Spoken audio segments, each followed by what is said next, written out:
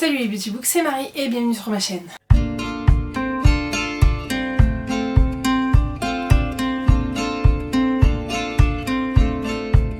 J'espère que vous allez bien. On se retrouve pour une nouvelle vidéo un peu thématique puisque je vais vous présenter 6 livres d'histoires hyper fortes et qui m'ont beaucoup touchée et qui m'ont beaucoup marquée en tant que lectrice, écrits toutes par des femmes et franchement j'ai trop hâte de vous les présenter. Cette vidéo je voulais la faire il y a hyper longtemps, j'ai pas pris le temps, vous savez que mes dernières semaines ont été assez chargée, bouleversée, etc. Donc là, je me suis dit que j'avais pas beaucoup de temps devant moi, que j'allais vous filmer cette vidéo. On est en plein mois de juin, il fait 35 degrés dehors, je sue de tout mon corps. Je suis poisseuse, j'ai très chaud, donc on va pas trop traîner. J'ai pas mis ma lampe du coup sur le côté pour pas me rafouetter de la chaleur. Il fait suffisamment chaud ici. Comme je vous disais, j'ai 6 livres à vous présenter. Vous allez voir qu'il y en a 2 écrits par la même autrice. Mais si vous me connaissez un petit peu, vous pouvez savoir. Mais je vous les garde pour la fin. On va commencer par 2 livres plutôt jeunesse, young adulte. Le premier, il m'a plutôt vraiment beaucoup marqué et tout le monde en a déjà entendu parler de ce roman. Il s'agit de 1000 baisers pour un garçon, je sais plus dans quel sens, je mets mes vignettes, bref. Il s'agit de 1000 baisers pour un garçon de Tilly Cole. Alors je n'ai absolument plus les prénoms en tête, mais on va suivre une jeune fille, une adolescente, de toute façon c'est des adolescents, une jeune fille qui va perdre sa grand-mère je crois et qui va lui donner un bocal en disant que son défi va être de récolter 1000 baisers de tous ces garçons et qu'en fait à chaque baiser elle allait remplir ce bocal en notant, parce que c'est des moments assez intenses, assez particuliers qui vont marquer sa vie, etc. Et elle lui promet de tenir ça. Elle est très amie avec un jeune homme qui va partir, qui va déménager et revenir quelques temps après, et quand il revient il sent la jeune femme très distante, un peu différente de comment elle était avant, enfin l'adolescente un peu différente de comment elle était avant. Il apprend une terrible nouvelle sur le sort de la jeune femme. Je pense que je vais pas vous dire de quoi il s'agit parce qu'il y a peut-être des gens qui ne l'ont jamais lu, mais je pense que la plupart l'a déjà lu, donc ne serait pas spoilé si je le disais. Je préfère vous laisser la surprise puisque moi j'avais pas forcément l'info à ce moment-là, j'avais pas trop lu le résumé. Et le jeune homme va lui promettre de remplir lui-même ses 1000 baisers et que voilà, que ce sera que ces baisers à lui qui vont remplir ce bocal. Et c'est une histoire hyper émouvante, hyper triste, plein de beaux messages, et je trouve que on est sur une petite romance qui m'a fendu le cœur, qui m'a brisé le cœur. C'est très jeunesse donc c'est pas hyper développé ni rien, mais j'ai trouvé que ça a été hyper bien fait. C'est très page turner, donc vraiment ça se lit très rapidement et vraiment ça m'a complètement chamboulée, ça m'a complètement brisé le cœur. J'ai jamais lu Nos étoiles contraires, j'ai jamais lu de livre de ce style là, j'ai vu le film par contre et c'est un peu dans le même style et j'ai trouvé ça très beau. Deuxième roman un petit peu jeunesse, celui-là je ne l'ai lu nulle part, je l'ai lu il y a un petit moment. Il s'agit de Tout ce que je ne t'ai pas dit de Kylie Fornazier, donc c'est chez Fleurus et c'est encore une fois un young adulte jeunesse. On suit Piper qui est atteinte de... qui est atteint de mutisme. Voilà, elle décide de ne pas parler, elle ne parle plus depuis un certain événement et elle va rencontrer West qui est un joueur de foot qui est assez populaire dans son école. Et ça va être le seul avec qui elle va un peu s'ouvrir, même si le mutisme est très présent. Il va y avoir une relation d'amitié, amour, etc. qui va se créer entre les deux. Et franchement, j'ai trouvé ça hyper bien. J'aime beaucoup quand il y a du mutisme et que les personnages arrivent à converser et à échanger et à s'attacher avec autre chose que les mots. Et ces deux personnes que tout oppose, qui ont chacun leur tard et leurs angoisses, vont se relier. Et franchement c'était vraiment des beaux messages d'amitié, d'amour, de compréhension, d'aide, de soutien, de tout ce qui est un petit peu handicap, mutisme, différence qui peuvent et de et de communication qui peuvent se faire autrement que par les mots, et je me souviens qu'il m'avait vraiment marqué. J'ai beaucoup de mal quand je fais une tri je sais que je ne le relirai pas, mais j'ai beaucoup de mal à m'en séparer puisque vraiment il m'a marqué et je sais pas, je l'ai jamais vu nulle part ailleurs, et pourtant c'est un livre qui est assez court ailleurs, puisque dans tous les cas c'est écrit assez gros, il y a des messages, etc. Mais j'ai trouvé cette histoire hyper belle et hyper touchante, et je peux que vous recommander ce livre si vous aimez les livres un peu young adulte ou jeunesse. Voilà, il y a des sujets un peu difficiles, mais vraiment cette relation entre ces deux personnages que tout oppose était vraiment hyper belle. Je vous ai dit qu'il y avait 6 livres, il y en a 7, pardon. Donc j'ai 3 livres de poche à vous présenter. On va continuer d'un point de vue contemporain, mais adulte cette fois-ci, avec Les Lendemains de Melissa d'Acosta. Melissa d'Acosta a surtout été connue pour Tout le bleu du ciel, et une très très belle histoire, mais moi j'ai vraiment préféré celui-ci. C'est le premier que j'ai lu d'elle, d'ailleurs je crois que c'est le premier roman qu'elle a écrit, et on va suivre Amande qui vient de subir la pire des choses. Elle a perdu son mari et son enfant au même moment, et elle est dans une dépression assez particulière, et elle va décider du jour au lendemain d'aller s'isoler en Auvergne, de louer une maison où il n'y a personne autour, et elle va au départ s'enfermer là-dedans. Elle veut répondre à personne, elle veut ne parler à personne, elle veut continuer à dépérir là-dedans jusqu'au jour où elle va découvrir un calendrier, je crois qu'elle loue ou un truc comme ça. Elle va trouver un calendrier de l'ancienne propriétaire qui va décrire un peu toutes les dates clés des plantations, et elle va faire revivre tout le jardin de cette maison, et son deuil va se soigner plus ou moins à travers ça. Et j'ai trouvé que le message était hyper beau, la reconstruction du deuil via et par la nature, par la renaissance de la nature. J'ai trouvé ça hyper intelligent et hyper bien fait.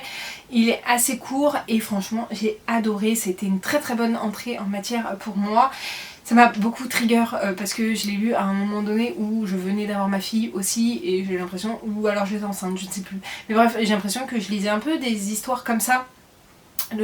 Beaucoup d'histoires traitant de la mort infantile comme ça, et ça m'a un peu glacé le sang à un certain moment. J'ai eu des boules dans la gorge, mais vraiment cette image de reconstruction et de renaissance à travers la nature, j'ai trouvé que c'était hyper bien fait. J'ai jamais vu, je trouve que c'est la meilleure façon de décrire cette reconstruction, et franchement voilà, moi j'ai lu que 2 Melissa d'Acosta, donc celui-ci et Tout le bleu du ciel, mais celui-ci je l'ai préféré fois 1000. On reste dans un contemporain avec Ma sombre Vanessa de Kate Elizabeth Russell. On est sur une histoire à la Lolita, puisqu'on va suivre Vanessa, oui, Ma sombre Vanessa, je cherche le prénom de la jeune fille, Vanessa qui est jeune lycéenne ou collégienne, je sais plus, elle a 14 ans, 12 ans, 15 ans,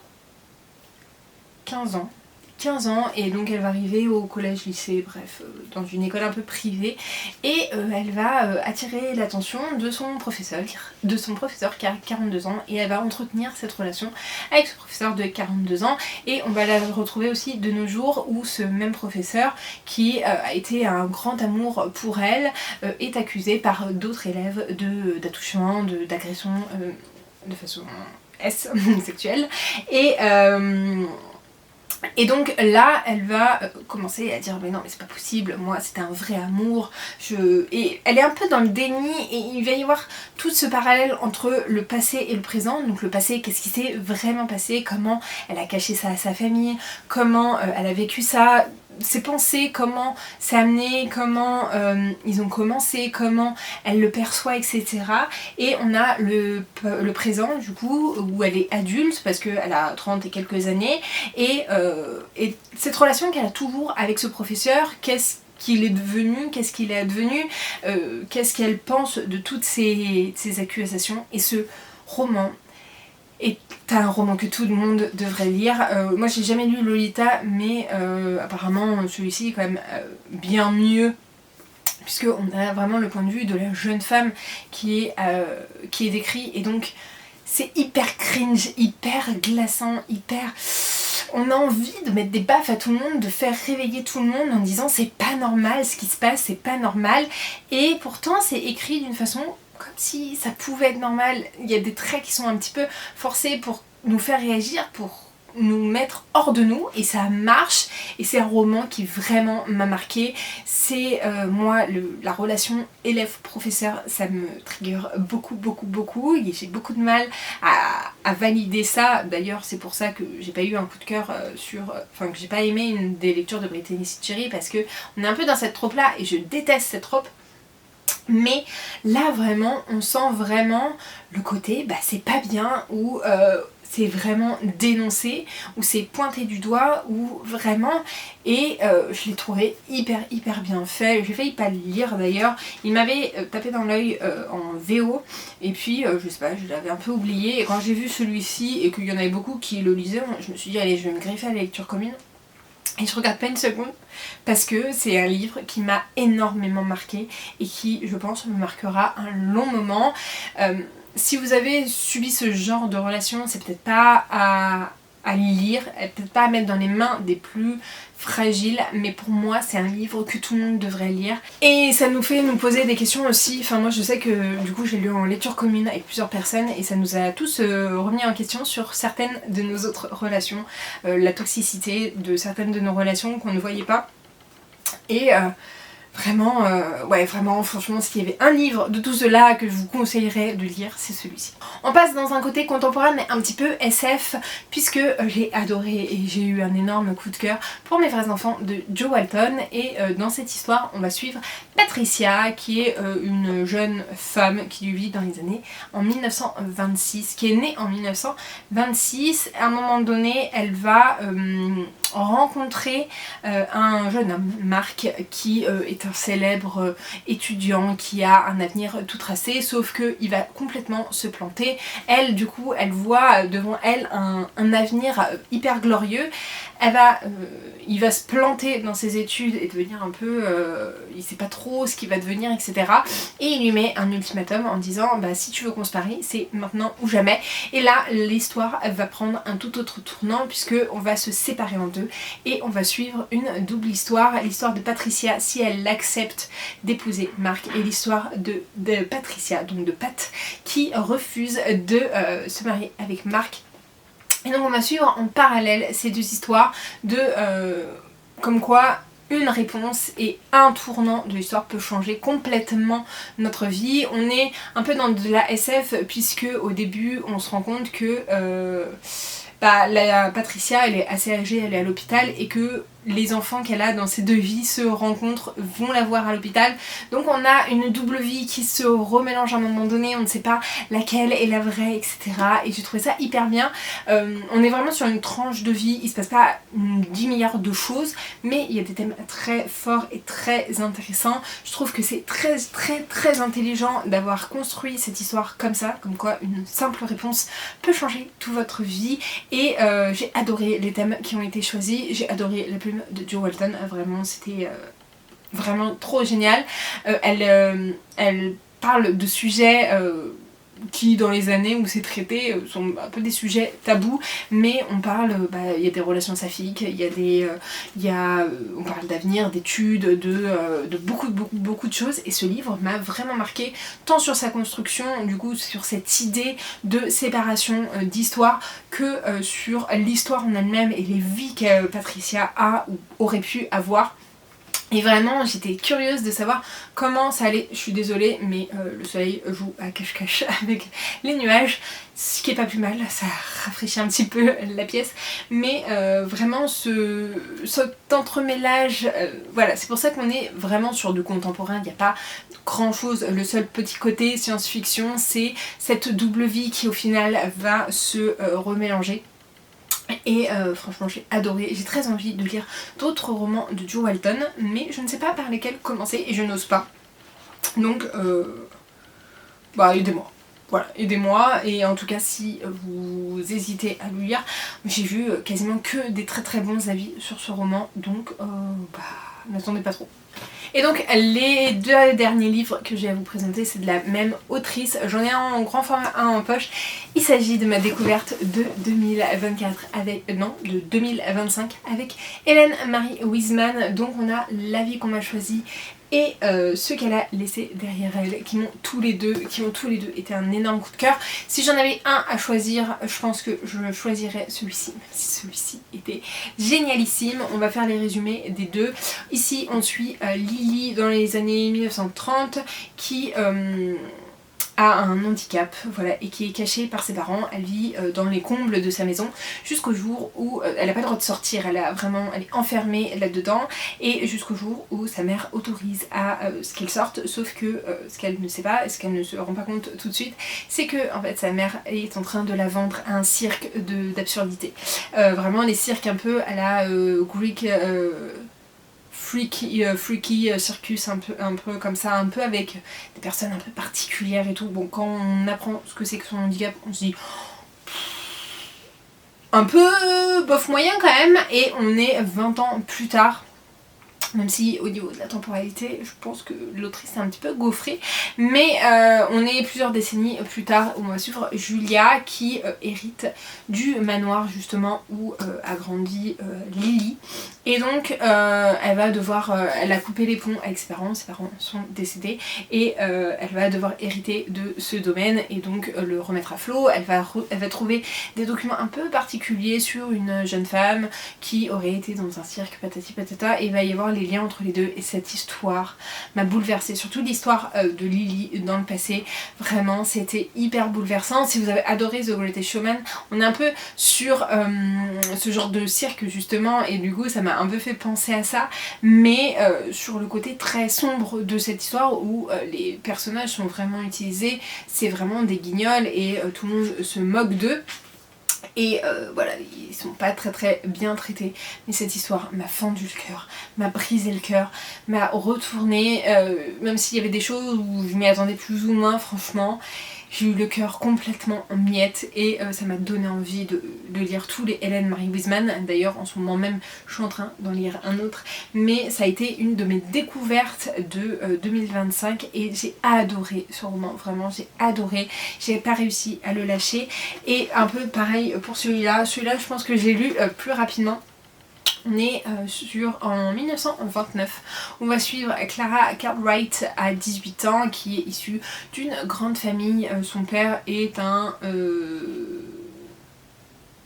travaille avec la bourse et tout, en relation avec la bourse, et on est à New York, donc le crash boursier va faire du mal, et donc Clara tombe amoureuse d'un jeune italien, sauf que son père refuse ce mariage. Il veut faire un mariage arrangé avec une autre personne, elle refuse, et donc il va l'enfermer dans un asile d'aliénés, et on va suivre en parallèle Isabelle, qui est une jeune orpheline dans les années 90, qui est une jeune orpheline et qui va aider ses parents adoptifs à lors de fouilles un peu d'un ancien asile qui a fermé, et elle va retrouver un carnet ou un document, enfin bref, je sais plus si c'est le dossier médical ou un carnet qui a appartenu justement à Clara, et elle va un peu enquêter sur qu'est-ce qu'elle est devenue cette Clara, voilà, et du coup les deux chemins vont finir par se rassemblés.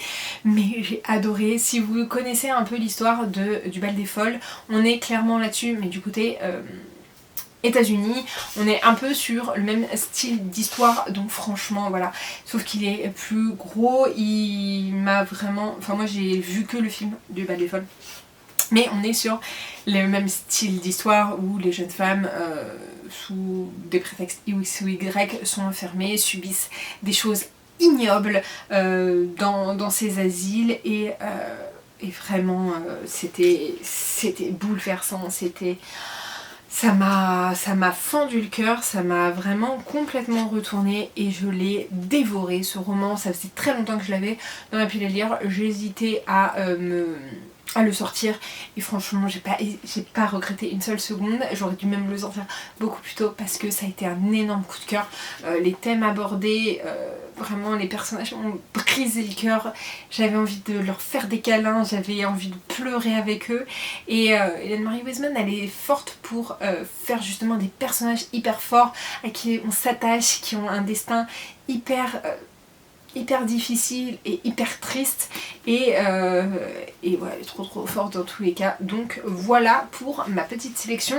Il y a aussi les livres de chez Hurlevent qui rentrent parfaitement dans cette catégorie là puisque c'est écrit que par des femmes, que souvent il y a des dessins de femmes fortes et indépendantes, enfin qui veulent être indépendantes et ensuite toujours une femme qui a des messages forts, qui a une histoire forte, à qui lui arrivent des choses pas très simples.